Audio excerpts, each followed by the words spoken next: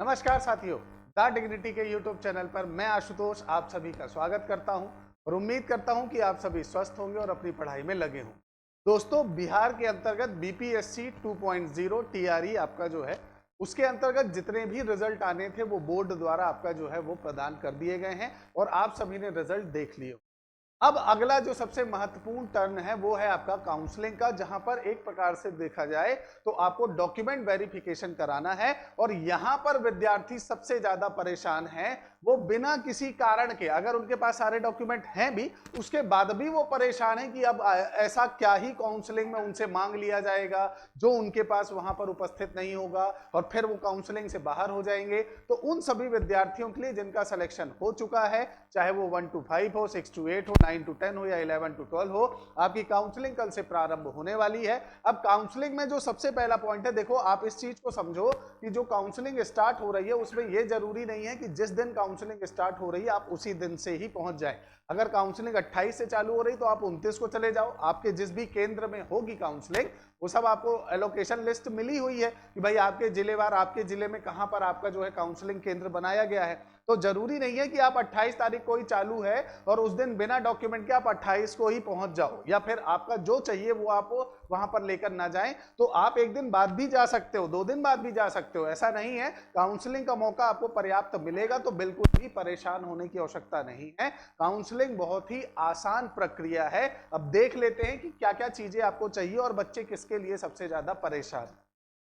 अब देखिए, सबसे पहले आपको जो है आपको क्या, आपका ये जो है बिहार सरकार द्वारा जो है पोर्टल द्वारा जो है ये बताया गया है कि भाई सबसे पहले आपके पास क्या होना चाहिए। 2023 में आपने जो पेपर दिया है उस पेपर में आपने जो आवेदन किया था उस एक आवेदन की कॉपी आपके पास होनी चाहिए।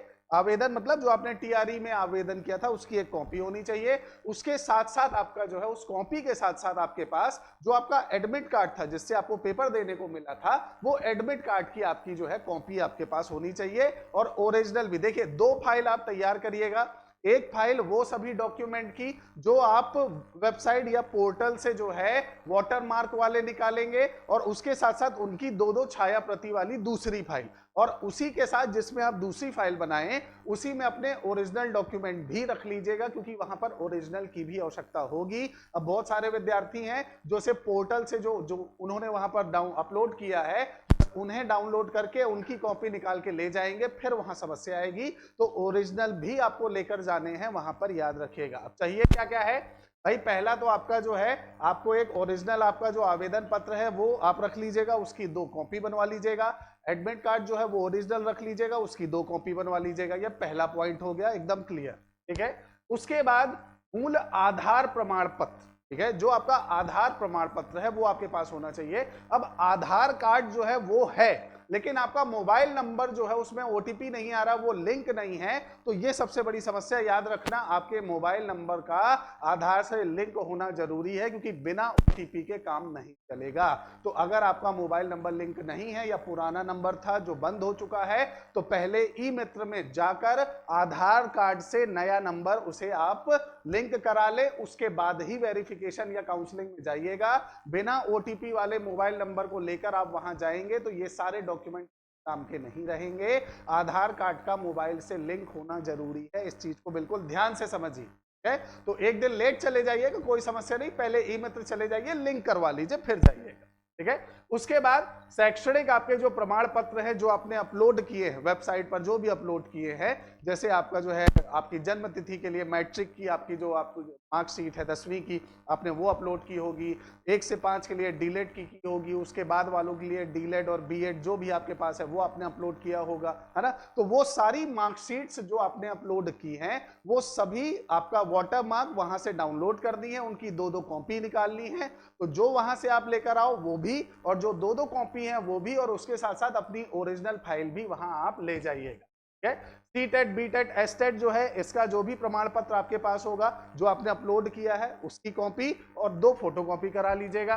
पासपोर्ट साइज की 3 की जगह 4 फोटो रख लीजिएगा, कई बार कुछ फोटो इधर उधर गिर जाती है तो 4-5 फोटो लेकर जाइएगा। अगर आप आरक्षण या रिजर्वेशन लेना चाहते हैं, किसी संबंधित जाति से है, तो उसका जो जाति प्रमाण पत्र है, कास्ट सर्टिफिकेट जो है वो आपके पास होना चाहिए। उसके साथ साथ काउंसलिंग में उपस्थित होने के लिए 9 से 10, 11 से 12 हम सफल विद्यार्थी ओरिएंटेशन तैयारी करके आएंगे, है ना। मतलब 15 दिन की तैयारी करके आए कि अगर आज काउंसलिंग हुई और आज से ही आपका काम चालू कर दिया गया, स्कूल में एज अ टीचर आपको भेज दिया गया, तो ऐसा ना हो कि आपके पास जो है पढ़ाने के लिए कोई मैटर ही नहीं है कि अरे हमें तो पता ही नहीं था। तो ऐसा नहीं करना है, ये पूरी तैयारी अपने साथ करें, ठीक है। अनुशासित अभ्यर्थी अपने आधार से लिंक मोबाइल नंबर के साथ उपस्थित होंगे। और यहां पर देखो एकदम पूरी तरह से ब्लैक करके यहां लिखा गया है, ताकि ये तो सबसे ज्यादा अनिवार्य है। अब कई बार ऐसा होता है कि आपकी जो मार्कशीट्स हैं उसमें कुछ गलतियां होती, ठीक है। विद्यार्थियों के सबसे बड़ी समस्या यही होती है कि गुरुजी हमारी इस मार्कशीट में ये शब्द इधर से उधर है और इस मार्कशीट में ये शब्द इधर से उधर है। तो एक एफिडेविट बनवा लीजिए, अगर अभी तक आपने वो गलती नहीं सुधरवाई है तो एक एफिडेविट बनवा लीजिए। आपका जो डिस्ट्रिक्ट, आपका जो मजिस्ट्रेट होगा वहां पर आपका जो एक एफिडेविट बनवा लीजिए और अपनी ओरिजिनल मार्कशीट लेकर जाइएगा, एफिडेविट भी वहां ले जाइएगा। इसके साथ साथ आपका जो है बैंक की पासबुक और चेकबुक, दोनों में से कोई एक चीज आपके पास होनी चाहिए।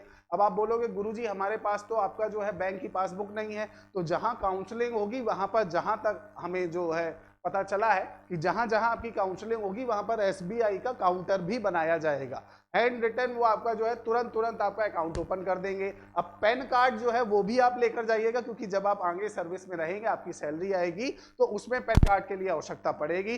पैन कार्ड अगर नहीं है तो पहले पैन कार्ड के लिए अप्लाई कर दें और उस अप्लाई फॉर्म को, जो आपकी रिसिप्ट मिलेगी, आप उस रिसिप्ट को लेकर चले जाइएगा कि सर देखिए हमने अप्लाई कर दिया है, आगे 1-2 दिन के अंदर हम जमा करा देंगे। तो वो रिसिप्ट है भाई, पैन कार्ड हो या बैंक पासबुक, ये अनिवार्य नहीं है लेकिन होनी चाहिए क्योंकि ये आपको आवश्यकता पड़ेगी। तो जितने डॉक्यूमेंट आप लेकर जाओ वो सारे के सारे डॉक्यूमेंट सेल्फ अटेस्टेड होने चाहिए। सेल्फ अटेस्टेड मतलब स्व प्रमाणित, कि मैं स्वयं से प्रमाणित करता हूं कि ये सब ओरिजिनल हैं, ठीक है।